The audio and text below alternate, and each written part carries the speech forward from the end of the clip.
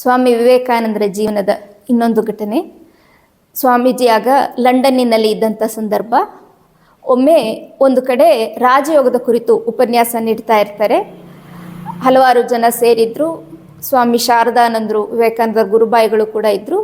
ET. Study ಮುಂತಾದ ಸ್ವಾಮೀಜಿಯ ಪಾಶ್ಚಾತ್ಯ ಶಿಷ್ಯರು ಕೂಡ ಇದ್ದರು. ಆ ಸಭೆಯಲ್ಲಿ ಒಬ್ಬ ವ್ಯಕ್ತಿ, ಆತ ಪಾಶ್ಚಾತ್ಯ ವ್ಯಕ್ತಿ, ಭಾರತದಲ್ಲಿದ್ದು ಕೆಲಸ ಮಾಡಿ ನಿವೃತ್ತನಾಗಿ ವಾಪಸ್ ಹೋಗಿದ್ದ.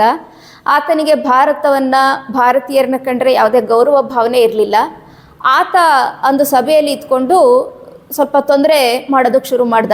ವಿವೇಕಾನಂದರು ರಾಜಯೋಗದ ಕುರಿತು ತನ್ಮಯ ಚಿತ್ತರಾಗಿ ಉಪನ್ಯಾಸ ನೀಡ್ತಾ ಇದ್ದರೆ ಈ ವ್ಯಕ್ತಿ ಮಧ್ಯೆ ಮಧ್ಯೆ ಕೆಲವು ಉದ್ಗಾರಗಳನ್ನು ಮಾಡ್ತಾ ಆ ಮಾತಿಗೆ ತೊಂದರೆ ಕೊಡ್ತಾ ಇರ್ತಾನೆ. ಅದಾ ಗೊತ್ತು ಬಿಡಿ, ಥ್ಯಾಂಕ್ ಯು, ಈ ರೀತಿ ಕೆಲವಾರು ಶಬ್ದಗಳನ್ನ ಉಚ್ಚರಿಸ್ತಾ ಆ ಸಭಾ ಮರ್ಯಾದೆಯನ್ನು ಗಮನಿಸದೆ ವಿವೇಕಾನಂದರ ಮಾತಿಗೆ ಅಡ್ಡಿ ಉಂಟು ಮಾಡ್ತಿರ್ತಾನೆ. ಎಲ್ಲರಿಗೂ ಕೂಡ ಸಿಟ್ಟು ಬರುತ್ತೆ. ಸ್ಟಡಿ ಕೂಡ ಬಹಳ ಸಿಟ್ಟಿನಿಂದ ಆತನನ್ನು ನೋಡ್ತಾ ಇರ್ತಾನೆ. ಆದರೆ ವಿವೇಕಾನಂದರು ತಮ್ಮ ಮಾತನ್ನು ನಿಲ್ಲಿಸದೆ ಮುಂದುವರಿಸಿದ್ದನ್ನು ಕೂಡಿ ಎಲ್ಲರೂ ಸುಮ್ಮನಾಗಿ ಕುಳಿತುಕೊಳ್ತಾರೆ, ಏನು ಪ್ರತಿಕ್ರಿಯೆ ತೋರಿಸೋದಕ್ಕೆ ಹೋಗೋದಿಲ್ಲ. ಸ್ವಾಮೀಜಿ ಹಾಗೆ ತನ್ಮಯರಾಗಿ ಅವರ ರಾಜಯೋಗದ ಕುರಿತು ಉಪನ್ಯಾಸ ನೀಡ್ತಾ ಇದ್ರು.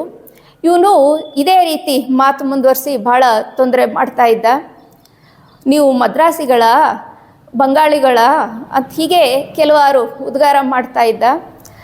ಪ್ರಾರಂಭದಲ್ಲಿ ಸ್ವಾಮೀಜಿ ಸುಮ್ಮನೆ ಇದ್ದರು. ಬುದ್ಧನ ಕುರಿತಾಗೂ ಕೂಡ ಆತ ಕೆಲವು ನಿಂದನೆಯ ಮಾತುಗಳನ್ನು ಹೇಳ್ದ. ಆತ ಒಬ್ಬ ಕಳ್ಳ, ರಾತ್ರೋರಾತ್ರಿ ಮನೆ ಬಿಟ್ಟು ಹೋದ, ಹೀಗೆ ಹಲವಾರು ನಿಂದಿಸಿ ಮಾತಾಡ್ತಾ ಇದ್ದ.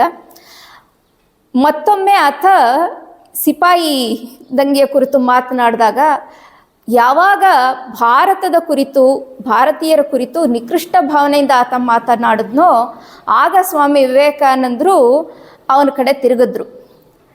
ಅಲ್ಲಿವರೆಗೂ ಅವನ ಮಾತುಗಳು ತಮ್ಮ ಕಿವಿಗೆ ಬೀಳ್ತಾ ಇಲ್ಲ ಅನ್ನೋ ರೀತಿಯಲ್ಲಿ ಇದ್ದಂಥ ಸ್ವಾಮೀಜಿ ಅವನ ಕಡೆ ತಿರುಗಿ ಸುಮಾರು 32 ನಿಮಿಷಗಳ ಕಾಲ ಬ್ರಿಟಿಷರ ಇತಿಹಾಸವನ್ನು ಅವನ ಕಣ್ಮುಂದೆ ಇಡ್ತಾ ಬಂದರು. ಯಾವಾಗ ಅವರು ಅನ್ಯಾಯದಿಂದ ಯಾವ್ಯಾವ ದೇಶಗಳನ್ನು ಆಕ್ರಮಿಸಿದ್ರು, ಎಷ್ಟೆಷ್ಟೆಲ್ಲ ರಕ್ತಪಾತ ಮಾಡಿದ್ರು, ಅನ್ಯಾಯವನ್ನು ಮಾಡಿದ್ರು, ಈ ರೀತಿ ಅವರ ಬ್ರಿಟಿಷರ ಇತಿಹಾಸವನ್ನು ಅಂಕಿ ಅಂಶಗಳ ಸಮೇತ, ಇಸ್ವಿ ಸಮೇತ ಹೇಳ್ತಾ ಅವನ ಮುಖಕ್ಕೆ ತಾನೊಬ್ಬ ಬ್ರಿಟಿಷ, ತಾನೊಬ್ಬ ದೊಡ್ಡ ವ್ಯಕ್ತಿ ಅನ್ನೋ ಹೆಮ್ಮೆಯಿಂದ ಈ ರೀತಿ ವರ್ತಿಸ್ತಾ ಇದ್ನಲ್ಲ. ಸೊ ಹಾಗಾಗಿ ವಿವೇಕಾನಂದರು ಆ ಬ್ರಿಟಿಷರ ಇತಿಹಾಸವನ್ನು ಅವನು ಕಣ್ಮುಂದೆ ತೆರೆದಿಟ್ರು. ಆತನಿಗೆ ಒಂದು ಮಾತು ಬೈಲಿಲ್ಲ, ಆದರೆ ಸುಮಾರು 32 ನಿಮಿಷಗಳ ಕಾಲ ಅವರ ಇತಿಹಾಸವನ್ನು ಅವ್ರ ಕಣ್ಮುಂದೆ ತೆರೆದಿಟ್ರು. ಆತನಿಗೆ ಕಣ್ಣಲ್ಲಿ ಬರ್ತಾ ಇರೋ ನೀರು, ಕಣ್ಣು ಮೂಗು ಒರೆಸ್ಕೊಳ್ಳೋದಕ್ಕೆ ಒಂದು 3 ಖರ್ಚಿಫ್ ಸಾಕಾಗ್ಲಿಲ್ವತ್ತೆ. 32 ನಿಮಿಷಗಳ ಕಾಲ ಅಷ್ಟನ್ನ ಹೇಳಿ ವಿವೇಕಾನಂದರು ಮತ್ತೆ ಸಭಿಕರ ಕಡೆ ತಿರುಗಿಬಿಟ್ಟು ಏನೂ ಆಗಲೇ ಇಲ್ವೋ ಅನ್ನೋ ರೀತಿಯಲ್ಲಿ ಮತ್ತೆ ರಾಜಯೋಗದ ಕುರಿತು ತಮ್ಮ ಉಪನ್ಯಾಸವನ್ನು ಮುಂದುವರಿಸ್ತಾರೆ. ಅಂಥ ಒಂದು ಅದ್ಭುತವಾದಂಥ ಅವರ ದೇಶ ಪ್ರೇಮ ಇತ್ತು. ಅಂಥ ಸ್ವಾಮಿ ವಿವೇಕಾನಂದರ ಜೀವನದಲ್ಲಿ ಈ ಘಟನೆಯನ್ನು ನಾವು ಕಾಣ್ತೇವೆ. ಇದು ನಾವು ಕೂಡ ಭಾರತೀಯರು ನಮ್ಮ ಹೆಮ್ಮೆಯ ಪರಂಪರೆಯ ಕುರಿತು ನಾವು ಪ್ರೀತಿಯ ಭಾವನೆಯನ್ನು ತಾಳಬೇಕು ಅನ್ನೋದಕ್ಕೆ ಇದೊಂದು ಉದಾಹರಣೆ. ಈ ಘಟನೆಯಲ್ಲಿ ಸ್ವಾಮೀಜಿಯ ದೇಶ ಪ್ರೇಮ ಅಷ್ಟೇ ಅಲ್ಲ, ಅವರ ಅದ್ಭುತವಾದ ನೆನಪಿನ ಶಕ್ತಿಯನ್ನು ಕೂಡ ನಾವು ಕಾಣ್ತೇವೆ.